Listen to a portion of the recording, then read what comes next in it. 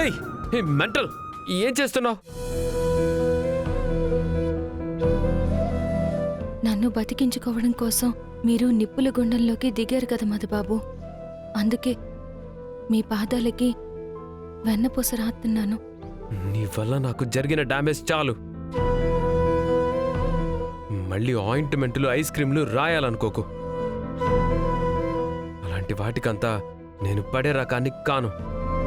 Hello short film hero, మరీ cinema హీరోలాగా పోజులు కొట్టకండి. నాను వెన్నపూస రాస్తుంది మిమ్మల్ని పడేయడానికి కాదు, మీకు నా వల్ల అయిన గాయాన్ని మాన్పడానికి రాస్తున్నాను. ఇది కూడా రాయకపోతే మంటతో రాత్రికి నిద్ర పట్టదు. అయ్యో అమ్మో అని ముక్కుతూ మూలుగుతూ పడుకుని మీరు దొరలాల్సొస్తుంది. అప్పుడైనా నానే వచ్చి ఎన్నపూస రాయాలి. అదేదో ఇప్పుడే రాస్తే కనీసం రాత్రికైనా హాయిగా నిద్రపోతారు. రేపొద్దునకి ఎంచక్క లేసి నడుస్తారు. ఉండండి రాస్తాను.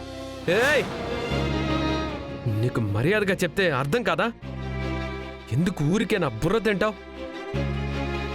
నేను మనశ్శాంతిగా ఉండడం నీకిష్టం లేదా? లేదంటే చెప్పు, నేను ఇంటికి కూడా రాను. నిజంగా నా మీద మీకంత కోపం ఉంటే, నాను సాహుబతుకుల మధ్య కొట్టుమిట్టాడుతుంటే నిప్పుల గుండంలోకి మీరు ఎందుకు దిగినట్టు? నా కర్మకాలి దిగాను. నాన్నమ్మని బాధ పెట్టడం ఇష్టం లేక దిగాను.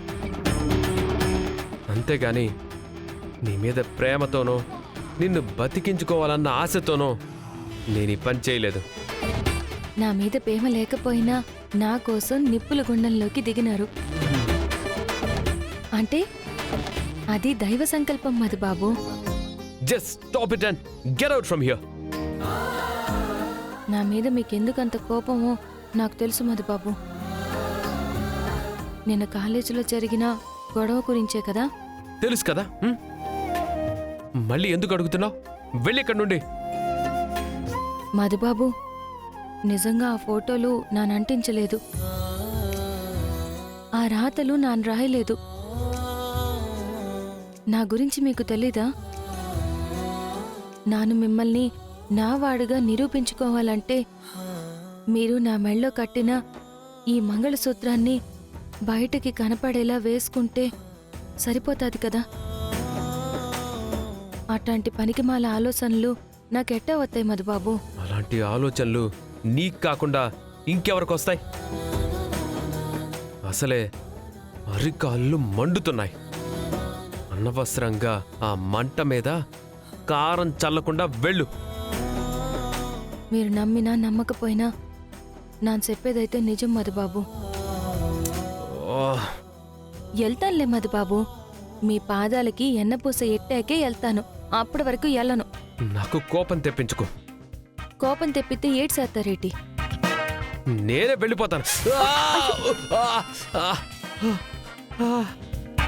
అర్థమైనాదా?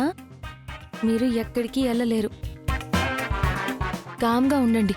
కాలు ఇటివ్వండి.